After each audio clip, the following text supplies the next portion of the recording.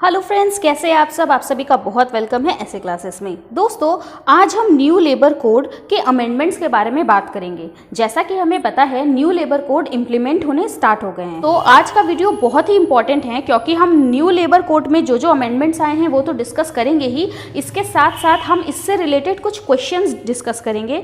ठीक है, जैसे कि वो क्वेश्चंस ऐसे होंगे जो आपको पूरा क्लैरिटी देंगे, जैसे कि इम्प्लीमेंटेशन में लेट क्यों हुआ, ये इम्प्लीमेंटेशन सही है या नहीं है। वीडियो जो होगा ये आपको एक्ट सिर्फ सिखाएगा नहीं, बल्कि कैसे आप खुद से सोचोगे, आप खुद डिसीजन लोगे।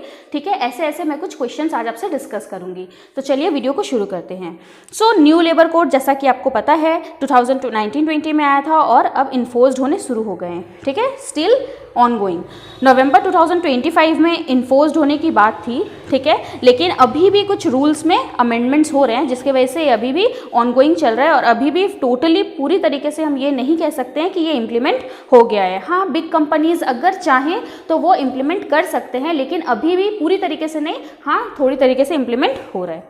फिर कुछ स्टेट्स जैसे कि UP, Uttar Pradesh, MP, Madhya Pradesh, Gujarat, Haryana etcetera, ये सब प्रिपेयर टू इम्प्लीमेंट, यानी इन लोगों ने पूरी तरीके से इम्प्लीमेंटेशन के लिए ये लोग प्रिपेयर हो गए हैं, इनका ड्राफ्ट रेडी हो गया है।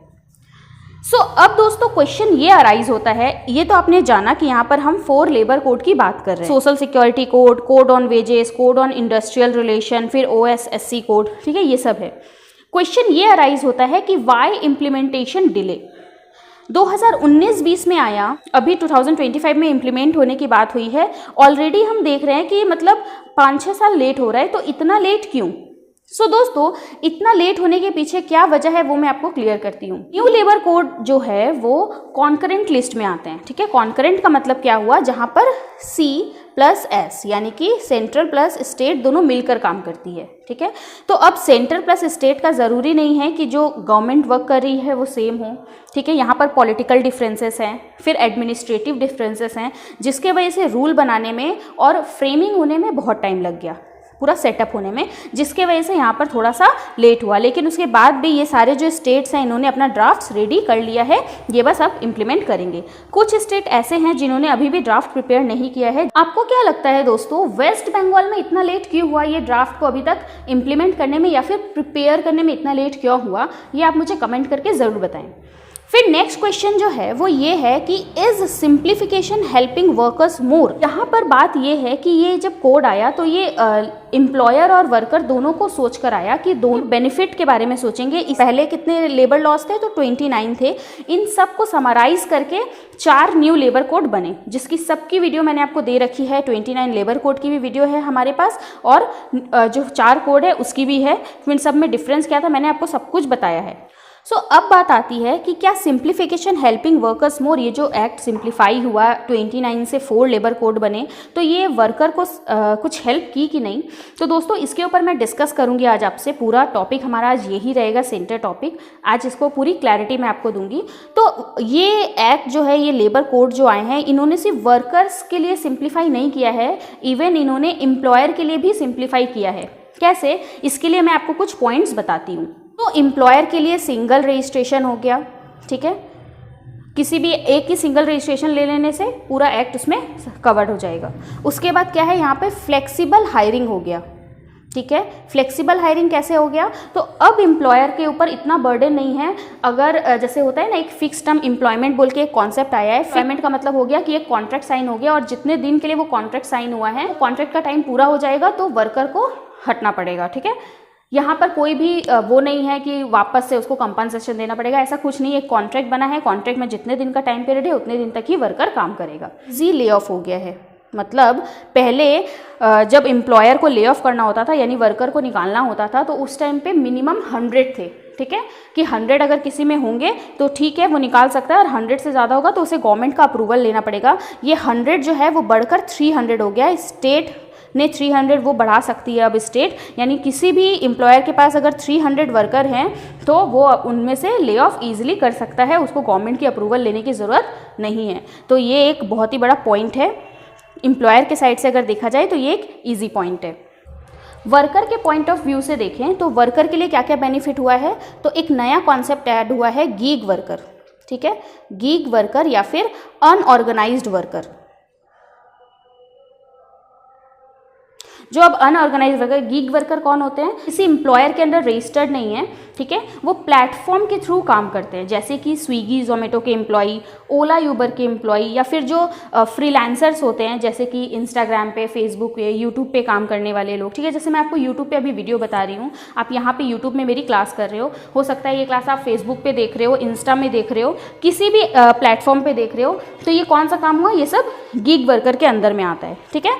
तो अब गीग वर्कर को रिकॉग्निशन मिल रहा है, सो इन्हें भी अब गवर्नमेंट की तरफ से क्या मिलेगा, ग्रांट्स मिलेगा, गवर्नमेंट की तरफ से सोशल सिक्योरिटी मिलेगा, तो ये वर्कर के लिए एक अच्छी न्यूज़ है। दूसरी अच्छी न्यूज़ क्या है, फिक्स टर्म एम्प्लॉयमेंट, जो वर्कर फिक्स टर्म एम्प्लॉयमेंट के अंदर में आएगा उसको बहुत ही ज़्यादा बेनिफिट्स मिलेंगे। क्या क्या बेनिफिट्स मिलेंगे वो जब मैंने एक्ट आपको बताए हैं तो वहाँ मैंने सब कवर कराया है।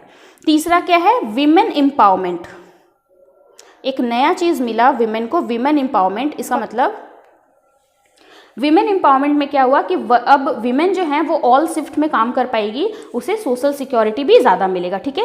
ये मेल और फीमेल दोनों वर्कर के बीच में इक्वालिटी लाने के लिए किया गया है।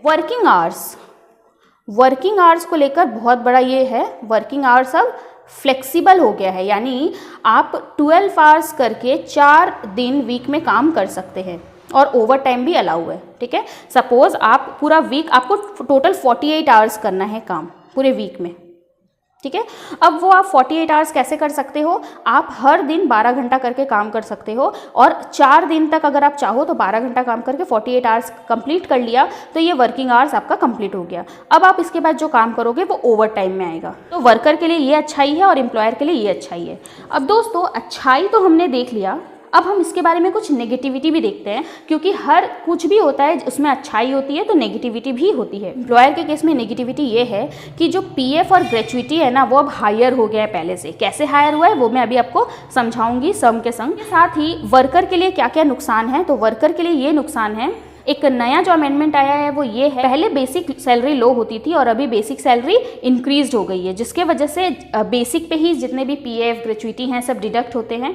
तो अब क्या है, टेक होम सैलरी जो है वो कम हो गई है और डिडक्शन ज़्यादा हो गया है। तो अब वर्कर के लिए स्ट्राइक पे जाना हार्ड हो गया है, ठीक है, क्योंकि 14 डेज़ का नोटिस देना पड़ेगा तभी वर्कर स्ट्राइक पे जा सकता है। इसके साथ ही कंपनीज़ के लिए जो ले ऑफ का जो प्रॉब्लम था वो वर्कर के लिए बहुत बड़ा चैलेंज हो सकता है, ठीक है, ये ले ऑफ वाला, कंपनी से निकालने वाला। फिर टेक होम सैलरी जो है वो रिड्यूस हो गया है। पहले टेक होम सैलरी मतलब जो घर ले जाने वाली सैलरी थी वो ज़्यादा थी, अभी टेक होम सैलरी क्या हो गई है, कम हो गई है। जैसे मैं आपको अब सम के ज़रिए इसको समझाती हूँ। पहले अर्लियर क्या था, सपोज बेसिक सैलरी 10,000 था, अलाउंस 20,000 था, टोटल सैलरी हो गई 30,000। पीएफ जो कटता है वो बेसिक सैलरी पे कटता है, तो 10,000 का 12% कटा 1,200 रुपये, ठीक है। तो वो कितना घर लेके गया, 30,000 में से 1,200 अगर हट जाए तो 28,800 रुपया वो अपने घर लेके जाता है, ठीक है। तो ये हायर है। अब बात करते हैं नाउ, अभी क्या हो गया, बेसिक सैलरी को बढ़ाना पड़ेगा, ठीक है, जैसा कि रूल है। बेसिक सैलरी कितना हो गया अब, तो बेसिक जो भी आपकी टोटल सैलरी है, बेसिक सैलरी 50% से ज़्यादा होनी चाहिए। जैसे 30,000 में 50% हुआ 15,000, तो 15,000 तो मतलब बेसिक सैलरी होना ही चाहिए, इससे ज़्यादा भी हो सकता है। तो अभी बेसिक सैलरी 15,000 हुआ, अलाउंस भी 15,000 है, क्योंकि टोटल सैलरी 30 यहाँ पे भी है, टोटल सैलरी 30 यहाँ पे भी है। अब पीएफ जो कटेगा वो बेसिक पे कटेगा, तो 15,000 का 12% यानी 1,800 रुपया कटा। तो टेक होम कितना हुआ, 28,200, जबकि यहाँ पे टेक होम क्या था, 28,800।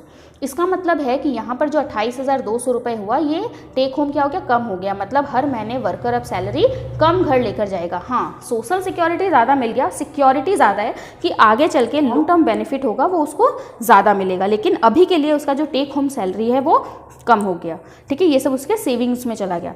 तो ये था अर्लियर और नाउ में डिफरेंस, जिसके वजह से वर्कर को एट प्रेजेंट थोड़ी प्रॉब्लम होगी, क्योंकि सैलरी पहले से कम हो जाएगी, लेकिन लॉन्ग टर्म में अगर देखा जाए तो उसे बेनिफिट मिलेगा। तो ये तो था दिक्कत। अब मैं आपसे एक क्वेश्चन पूछती हूँ कि इतना सब मैंने आपको बताया, आपको क्या लगता है कि क्या ये जो सिंप्लीफिकेशन हुआ ये वर्कर को ज़्यादा सपोर्ट करती है या फिर एम्प्लॉयर को ज़्यादा सपोर्ट करती है?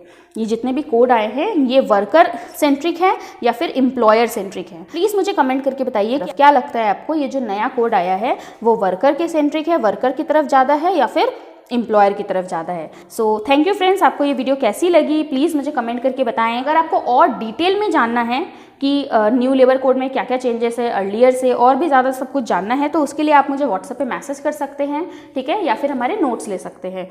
हमारे नोट्स के लिए आपको व्हाट्सएप पे मैसेज करना पड़ेगा, जिसकी सबकी लिंक मैंने डिस्क्रिप्शन बॉक्स में दे दी है। आप हमसे लिंक्डइन, फेसबुक, इंस्टाग्राम हर जगह जुड़ सकते हैं, सबकी लिंक डिस्क्रिप्शन बॉक्स में दी गई है। ये वीडियो आपको कैसी लगी, क्या इस वीडियो से आपको कुछ सीखने मिला? अगर सीखने मिला तो प्लीज़ वीडियो को लाइक करके हमें बताएं। वीडियो में कमेंट ज़रूर करें कि आपको क्या नया चीज़ यहाँ पर समझ में आया, और ये ज़रूर बताएं कि ये जो पूरा कोड आया है ये वर्कर सेंट्रिक है या फिर employer centric. Thank you friends.